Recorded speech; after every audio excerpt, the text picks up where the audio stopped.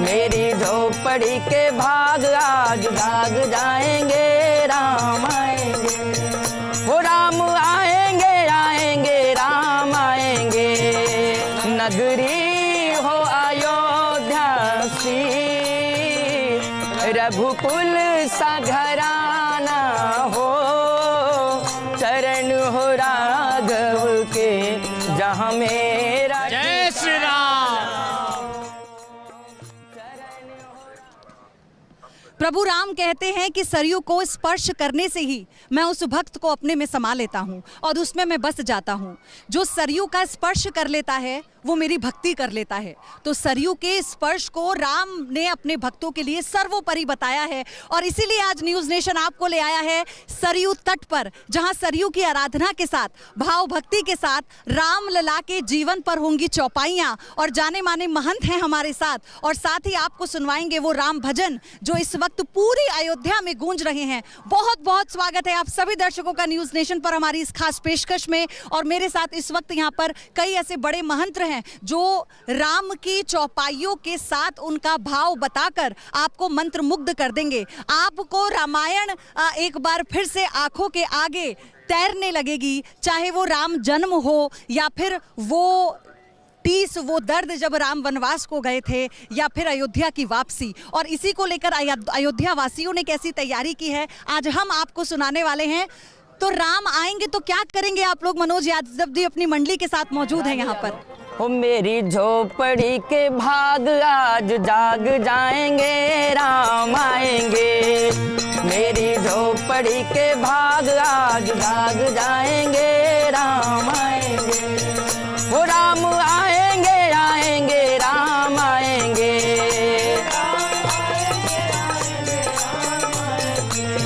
हो राम आएंगे आएंगे राम आएंगे,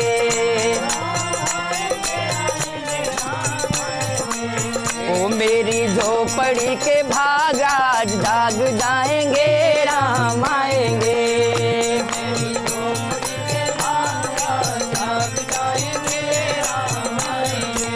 ओ मेरी झोपड़ी के भाग आज जाग जाएंगे, राम आएंगे।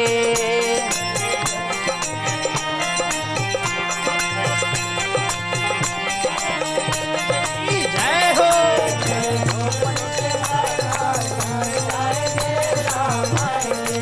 ओ राम आएंगे आएंगे राम आएंगे, ओ राम आएंगे आएंगे राम।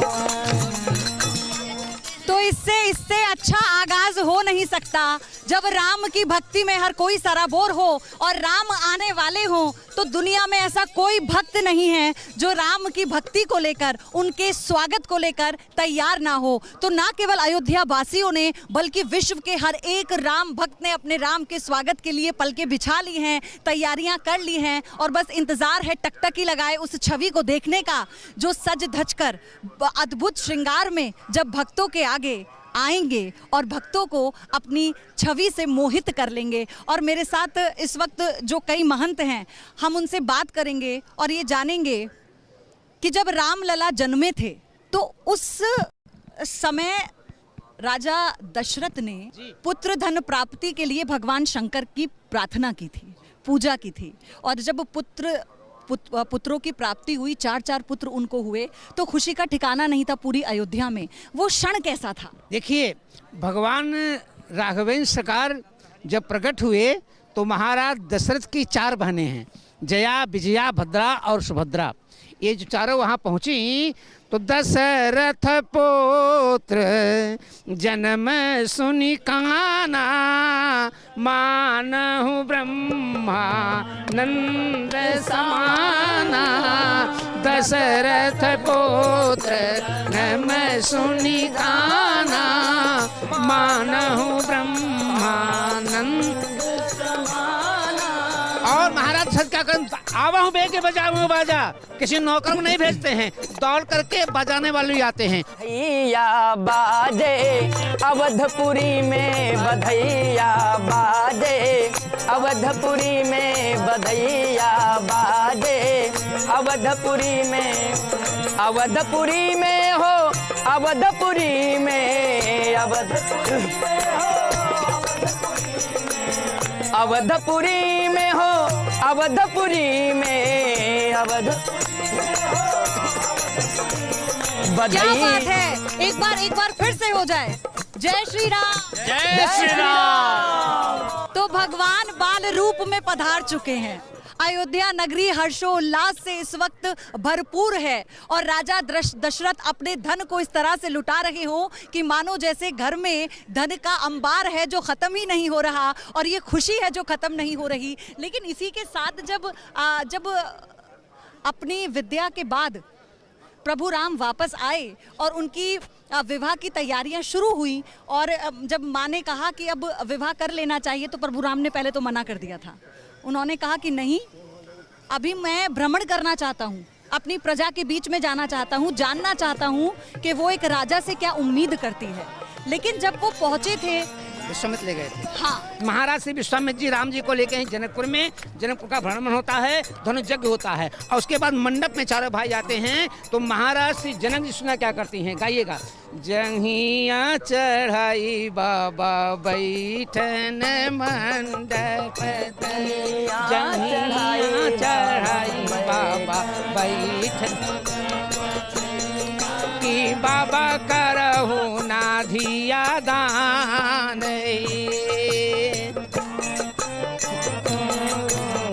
इसमें एक प्रसंग आता है, जब माँ जानकी की विदाई लगी होनी, तो माँ जानकी आई, महाराज जनक के पाँव को पकड़ लिया, और पाँव को पकड़ के माँ जानकी रोने लगी। जनक जी का पाँव धुल देगा। तो जनक जी ने कहा, बेटे तुम इतना क्यों रो रही हो? तो जनक जी ने कहा कि बेटे तुम इतना क्यों रो रहे हो? तो जानकी जी ने कहा, पिताजी जब आप कहीं बाहर से आते थे तो कहते थे एक लोटा पानी लाओ पाँव धोने के लिए।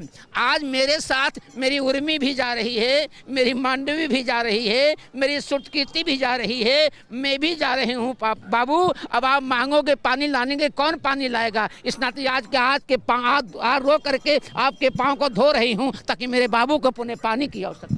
ये जो क्षण है ना राजू यादव जी, किसी भी महिला के लिए, किसी भी लड़की के लिए, कि जब पिता अपनी बेटी को विदा करता है तो साथ ही साथ वो सीता का जो कर्तव्य रहा है उसके निर्वहन की सलाह अपनी बेटी को देता है कि अपने घर, जब अपने ससुराल जाओ तो एकदम सीता बनकर जाना। उस क्षण पे कुछ सुनाइए। ओ आज मिथिला नगरिया निहाल सखिया, आज मिथिला नगरिया निहाल सखिया, चारों दुल्हा में बड़का कमाल सखिया, चारों दुल्हा में बड़का कमाल सखिया हो, चारों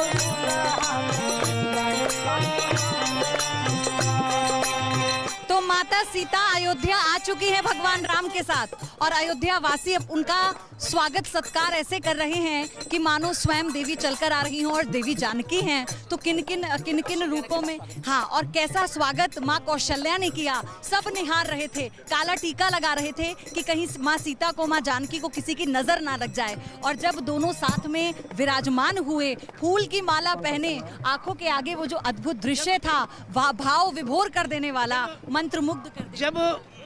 जब किशोरी जी नीचे उतरने लगी पालकी से, तो कमल का पुष्प रखा गया, तो किशोरी जी ने पैर पीछे कर लिया। तो कौशल्या पूछेंगी, मेरी बेटी जो है पैर पीछे क्यों कर रही है? तो जानकी, ये मर्यादा देखिए अयोध्या की, जानकी जी ने कहा ये कमल का पुष्प है, इस पे मैं पाँव नहीं रखूँ। कहें क्यों? कहें कमल के पुष्प में हमारे प्राण वल्लभ का स्वरूप है। और इसी के बाद जब एक सुखी वैवाहिक जीवन की तरफ राम और जानकी बढ़ रहे थे, लेकिन फिर आया वनवास का समय। वो वनवास जिसने राम को राम बनाया, वो वनवास जिसने राम और जानकी के प्रेम को अमर बना दिया, उस वनवास पर आप हमें बताइए। माता कैकेयी ने उनको जो है 14 वर्ष के लिए वनवास मांग लिया। जब हुआ कि इधर पूरी तैयारी हो चुकी थी कि भगवान राम जो है यहाँ राजा बनेंगे, लेकिन जब मंथरा के कहने की वजह से सिर्फ उन्होंने मांग लिया कि इनको 14 वर्ष का वनवास हो, और भगवान राम ने उसको स्वीकार भी कर लिया। और इस समय बेश विशेष उदासी 14 वर्ष राम वनवासी, और भगवान राम वन को भी चले गए। इसके बाद वहाँ पहले से ही था कि भगवान राम को जो है ऋषि महर्षियों से भी मिलना था, ऋषि महर्षि से मिलना था, जो केवट था उसके मनोकामना को भी पूरा करना था, उद्धार करना था, सबका करना था। अरे नगरी हो अयोध्या सी, रघुकुल सा घराना हो, चरण हो राघव के जहाँ मेरा ठिकाना हो, चरण हो राघव के जहाँ मेरा ठिकाना हो। नगरी हो अयोध्या सी, रघुकुल सा घराना हो, चरण हो राघव के जहाँ मेरा ठिकाना हो। कौन है जो नहीं चाहता कि मेरा ठिकाना वहाँ हो जहाँ राघव के चरण हो। मैं अपना सब कुछ उन पर वार दूं जहाँ राघव विराजमान हो। मैं अपना सब कुछ न्यौछावर कर दूं उन चरणों की धूल के लिए जहाँ रघुवर बैठे हैं, जहाँ से रघुवर होकर गुजरे हैं। और उनके 14 साल के वनवास में यही देखा, चाहे प्रसंग हो केवट का या प्रसंग हो शबरी का। केवट वाला वो जो जब केवट ने राम के दर्शन किए उस वक्त उसके मन में जो चल रहा था, वो जब जाने लगे तो केवट मिला। मागी नावन केवट आना, मागी नावन केवट। केवट को प्रभु उतराई देने लगे तो केवट ने कहा मैं नहीं लूंगा। कहे क्यों नहीं लोगे? कहे उस वक्त जब मैं आपका पांव धो रहा था तो आपने बिहसे प्रभुआन परमात्मा हंसे जानकी लखन तन। तो जानकी जी ने कहा क्यों हंस रहे हो? कहा महाराज जनक ने मेरा एक पांव पखारा था और केवट दोनों पांव पखारा है, ये महाराज जनक के समान है। तो उसी वक्त केवट सुन लिया था कि मैं जानकी का बाप के समान हूँ। तो केवट ने कहा सरकार मैं अयोध्या का वशिष्ठ नहीं हूँ, मैं अयोध्या का कौशल्या नहीं हूँ, केकई नहीं हूँ, सुमित्रा नहीं हूँ, सुमंत नहीं हूँ। जिस वक्त मेरी बेटी सीता की विदाई हो रही थी सारा आभूषण लोगों ने उतार लिया है, आज मेरी बेटी की विदाई हो रही है। एक बूढ़ा बाप होने के कारण मैं बेटी के हाथ से अंगूठी नहीं ले सकता हूँ, अतः मुझे विदाई कुछ नहीं चाहिए। ये केवट का सीता के प्रति ये प्रेम है। ये केवट कहता है हे मेरी नैया में लक्ष्मण राम, गंगा मैया धीरे बहो। मेरी नैया में वो मेरी नैया में लक्ष्मण राम, गंगा मैया धीरे बहो। शबरी के प्रसंग के बारे में मैं चाहती हूँ महंत जी आप बताएं। शबरी जी कहती हैं प्रभु श्री रामचंद्र जी से, ओ मेरे राम गाड़ी वाले, ओ मेरे राम गाड़ी वाले, मेरे राम गाड़ी वाले, ओ मेरे राम गाड़ी वाले, ओ जरा धीरे गाड़ी हाको रे राम गाड़ी वाले, जरा धीरे गाड़ी हाको रे राम गाड़ी वाले, जरा धीरे।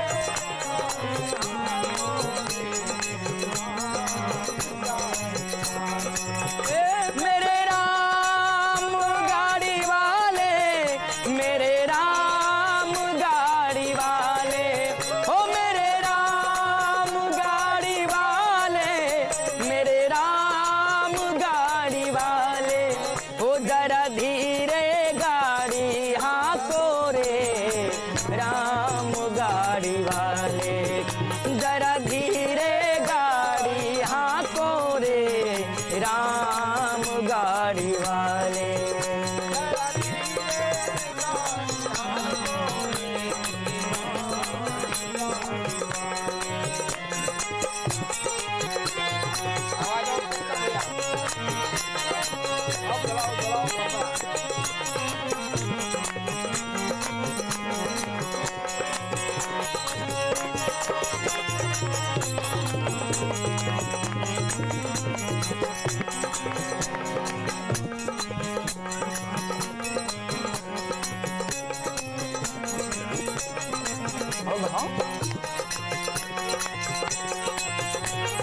जय जय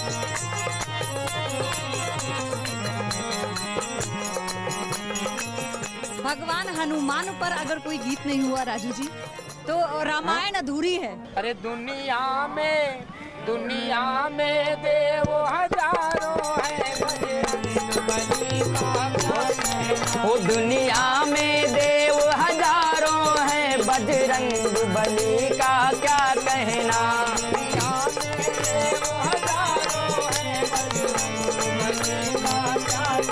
ओ दुनिया में देव हजारों है, बजरंग बली का क्या कहना।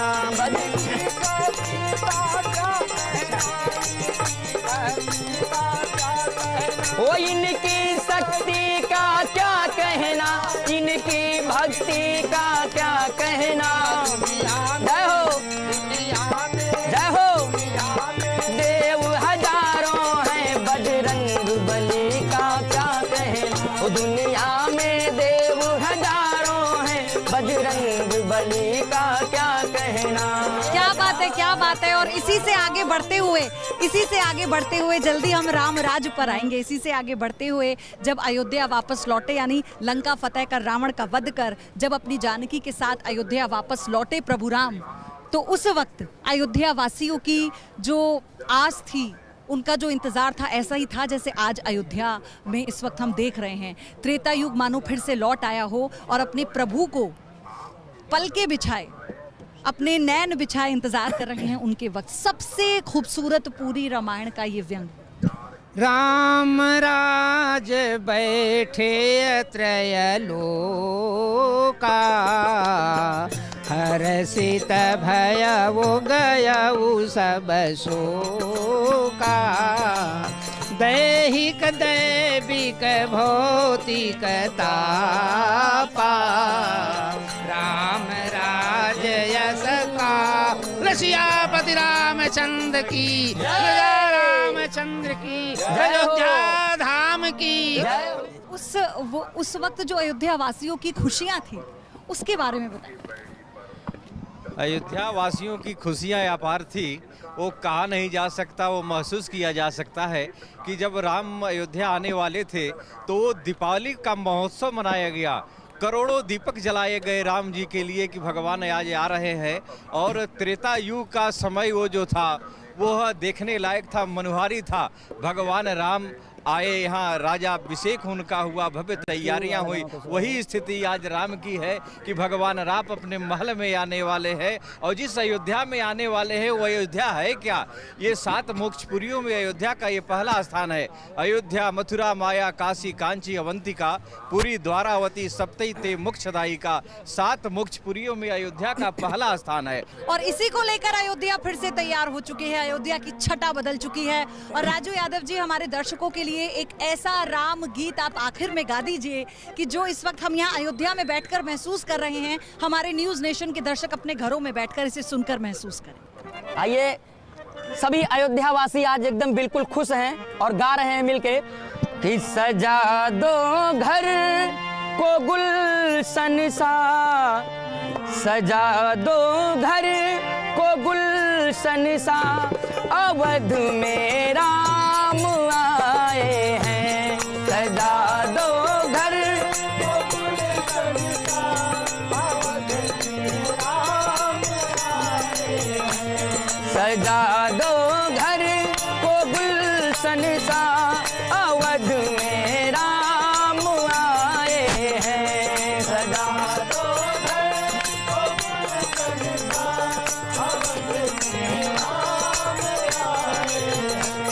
अवध में राम आए हैं, अवध में राम आए हैं, अवध में राम आए हैं।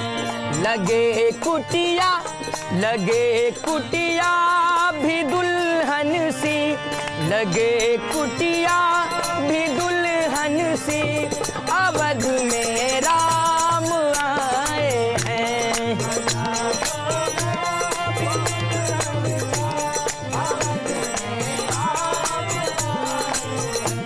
तो कुछ इस तरह से राम भक्ति में सराबोर है पूरी अयोध्या नगरी, और इस वक्त हम भी राममय हो चुके हैं। और न्यूज़ नेशन अपने तमाम दर्शकों को जो इस वक्त अयोध्या में नहीं हैं, हर एक अयोध्या के धाम के दर्शन करा रहा है। ना केवल राम के आगमन की तैयारियों की जानकारी आप न्यूज़ नेशन पर देख रहे हैं, यहाँ के कण कण में, यहाँ के हर एक राम भक्त के मन में बसे राम की व्याख्या भी हम न्यूज़ नेशन पर कर रहे हैं। हमारी इस विशेष कवरेज में यहाँ रुकेंगे हम। कैमरा पर्सन विपिन के साथ पयोधी शशि, न्यूज़ नेशन, सरयू घाट, अयोध्या।